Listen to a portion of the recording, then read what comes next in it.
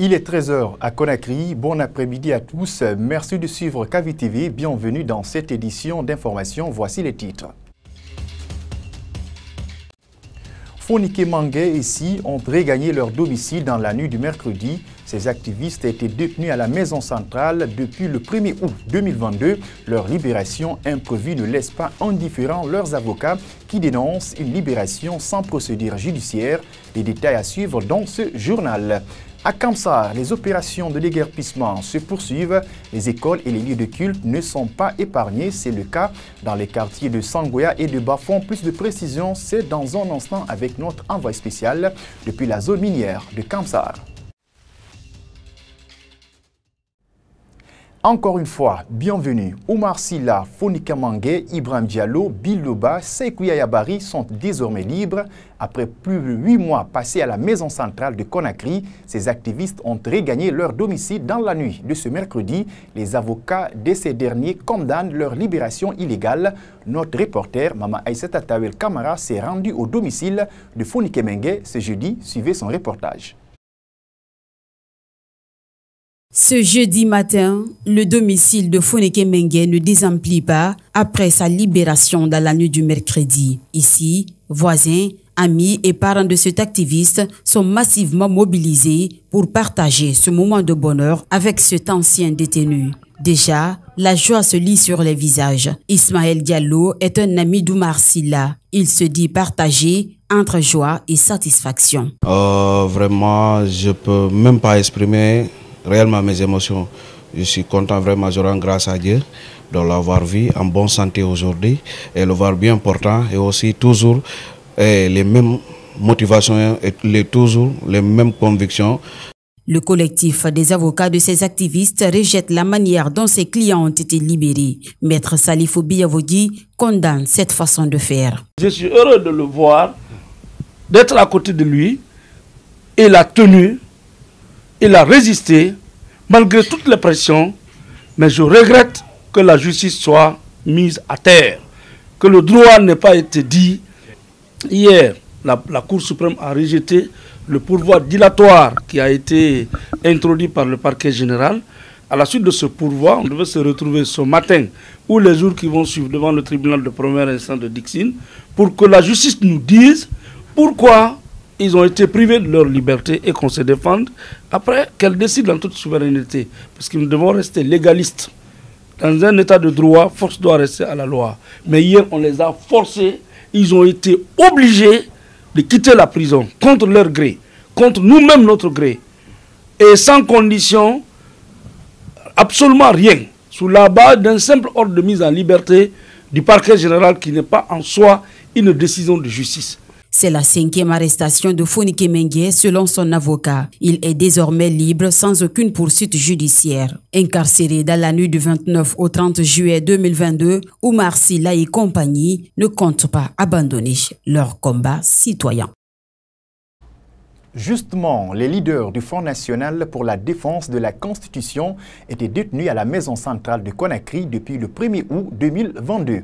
Comment ces libérations inattendues, sans procédure ni décision judiciaire, sont accueillies par des acteurs politiques et ceux de la société civile? Élément de réponse dans ce reportage de Mariam Bouibali.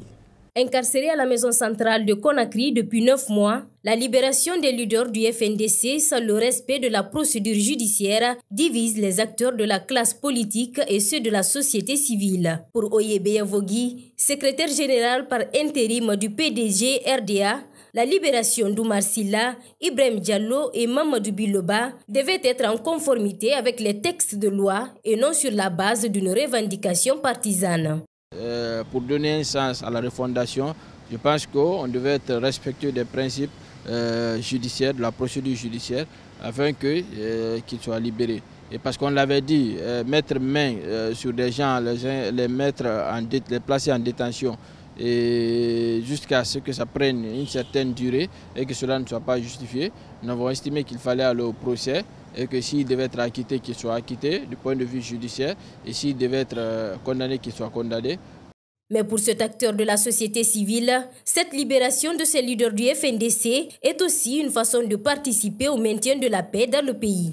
La libération des activistes du FNDC est un processus qui a commencé depuis belle lurette, donc suite à l'implication des religieux pour amener la quiétude dans la cité.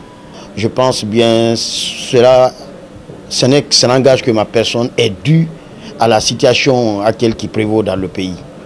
Une libération qui réjouit ce jeune qui estime que la détention de Fonike Mengue était injuste et injustifiée. Sa libération nous réjouit beaucoup, mais le fait qu'il soit aussi torturé là-bas nous fait très mal. Il a été emprisonné de façon injuste, sans raison valable. Il faut des personnes comme Fonike Mengue dans le pays. Si ça ne tenait qu'à nous, il serait même président de la République. Il faut rappeler que Oumar Silla, alias Fonike Mengue, et ses compagnons étaient poursuivis pour un chapelet d'infractions, notamment attroupement illégal sur la voie publique et complicité de destruction d'édifices publics et privés. Cette libération va donc permettre d'apaiser le climat politique tendu depuis un certain temps dans le pays, selon certains observateurs. Restons toujours dans l'actualité. La libération de Oumar Silla, alias Fonike Mengue, et ses collègues n'est pas du goût du barreau de Guinée. À travers une déclaration rendue publique ce jeudi, les responsables du bureau exécutif du Conseil de l'Ordre des avocats ont dénoncé la manière par laquelle les membres des forces vives de Guinée ont été libérés. Dans le même ordre d'idées, le barreau a annoncé des actions pour protester encore contre l'attitude des autorités de la justice. En Soubaïlou Baldé, compte rendu. Dans cette déclaration, le barreau de Guinée a dénoncé la manière par laquelle Oumar Silla, alias Fonike Mengue, et ses collègues ont été libérés. Le ministre de la Justice a été nommément cité par les conférenciers pour dénoncer ce qu'il appelle immixtion de l'exécutif dans les affaires judiciaires. Alors on va se poser la question, en vertu de quel pouvoir, sur le fondement de quel texte, le ministre de la Justice peut se permettre, en coaction avec le procureur général, de mettre des détenus à la disposition des religieux. Vous fouillerez, n'est-ce pas, tous les textes de notre pays. Aucun texte de loi ne donne ce pouvoir au ministre de la Justice, encore moins au procureur général. À l'allure où nous allons, nous avons l'impression que la boussole est en train de se noyer ou de se casser. Parce que l'indépendance de la justice est sérieusement sapée et par la faute de l'exécutif, mais aussi par la faute du comportement des magistrats eux-mêmes. Pour afficher leur opposition à cette façon de faire de la justice guinéenne, le barreau de Guinée annonce une journée sans audience le lundi prochain. Le barreau de Guinée rappelle que la justice, boussole de la transition, ne doit pas être un vain mot. Les magistrats ont le devoir de lui donner un sens dans l'intérêt exclusif des Guinéens. Le barreau de Guinée, en guise de protestation contre les dysfonctionnements relevés, déclare le lundi 15 mai 2023, journée sans audience sur toute l'étendue du territoire national. En attendant une éventuelle alliance avec les autres auxiliaires de justice dans cette protestation, le barreau de Guinée compte aller seul dans ce combat pour le respect des principes et valeurs de la justice guinéenne. La première journée de la manifestation des forces vives de Guinée a enregistré des morts et des blessés graves. On parle ici de 7 morts et d'une trentaine de blessés. Notre reporter Mamadou Tanouba s'est rendu dans la famille de Ousmane Ba à Nasroulaye et Tierno Ousmane Diallo à Yimbaya, tous deux atteints par balle. Suivez son reportage. La manifestation de ce mercredi 10 mai, appelée par les forces vives de Guinée, a fait près de 10 victimes à Conakry. Ousmane Ba, mécanicien de profession âgé de 21 ans, a été atteint par balle au quartier Nasroulaye lors d'une descente du groupe d'intervention rapide, selon son cousin Ibrahima Ba. Hier, j'ai vu de mes propres yeux, parce que moi, je n'avais pas pris la fuite. Lorsqu'ils ont mis l'arrêt ici, ils ont tiré sur la foule. Donc, j'ai vu directement. C'est là-bas. Entre-temps, c'était vers les 13h, 14h. Quelques minutes plus tard, il y a une foule qui est revenue en pleurant, les enfants du quartier. Ils ont tiré sur Ousmane, En ce moment, j'avais garé ma moto ici. Et je me suis précipité pour prendre la moto, partir sur les lieux des faits. Et ça trouvait qu'on avait déjà transporté mon jeune frère à l'hôpital. La mère d'Ousmane Ba est inconsolable.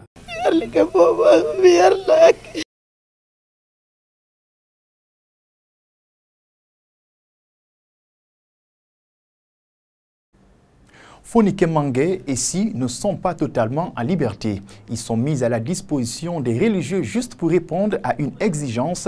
Ces mots sont du ministre porte-parole du gouvernement tenu lors du compte-rendu du Conseil des ministres ce jeudi. Sur les 4 morts enregistrés lors des manifestations, Ousmane Gawal Diallo promet que l'État jouera à l'équilibre pour situer les responsabilités. Plusieurs annonces y ont été faites. Suivez le porte-parole du gouvernement au micro de Amara Bangoura. Il est juste mis à la disposition des religieux pour répondre à une doléance de ces sages que nous avons invités pour intercéder auprès des autorités afin que ceux-ci recouvrent leur liberté en attendant l'ouverture de leur procès qui devrait intervenir la semaine prochaine. Donc ce n'est pas une libération comme beaucoup l'entendent, c'est une mise en liberté provisoire, c'est une doléance qui est intervenue et donc cela ne met pas fin aux poursuites judiciaires. La justice se poursuivra et décidera du sort de nos concitoyens qui sont poursuivis devant les juridictions. Et ce qui s'est passé sur la route Le Prince hier, que chacun d'entre nous a vécu, je ne sais pas si on peut appeler ça une manifestation, enfin, chacun devra assumer sa part de responsabilité. Il appartient à l'État de rétablir la sécurité, d'aller trouver les coupables, ceux qui violent la loi de quelque bord qu'ils soient, que ce soit des militaires, des gendarmes, des policiers ou des citoyens tout court, l'État doit.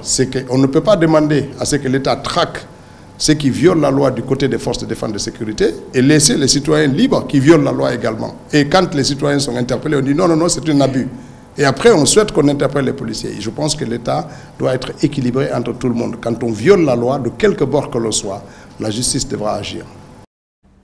À Kamsar pour dire que dans ces opérations de déguerpissement, le lieu de culte et une école qui se trouvent dans les zones concernées n'ont pas aussi été épargnés. L'église du quartier Sangoya et la grande mosquée du quartier Bafon ont été démolies dans les opérations. Les citoyens déplorent cette attitude du gouvernement guinéen. Notre envoyé spécial, Lansana Fofana, les ont interrogés. Voici son reportage. Au quartier Sangoya, tout a été déguerpi. C'est sur ces lieux que la première église protestante de Guinée était installée. Après le passage des bulldozers, voici le nouveau visage de l'église. Tout le bâtiment a été mis à plat.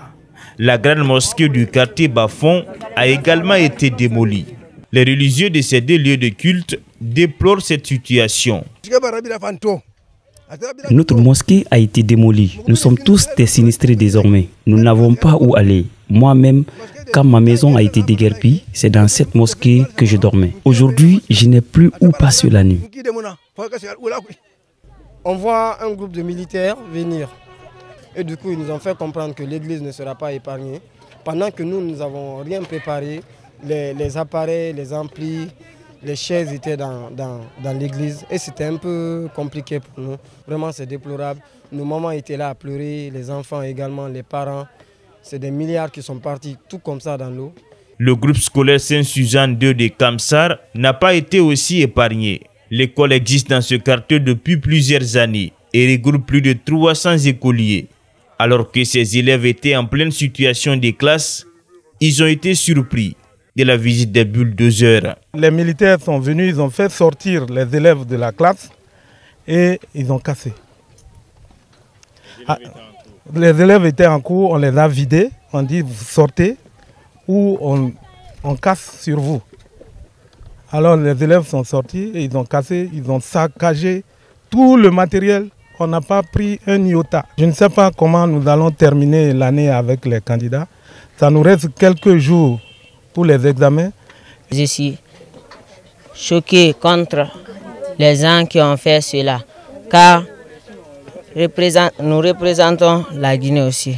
On porte des tenues que l'État nous a dit de porter. Nous sommes des élèves comme des autres écoles. Il ne doit pas nous virer en plein cours. Selon nos informations, la mosquée du quartier Minel est également concernée. C'est pourquoi les responsables de la dite mosquée ont déjà transféré certains objets dans le voisinage. Voilà, c'est cet élément de notre envoi spécial depuis Kamsar qui met fin à ce journal. À tous, merci pour l'attention. Bon début du week-end.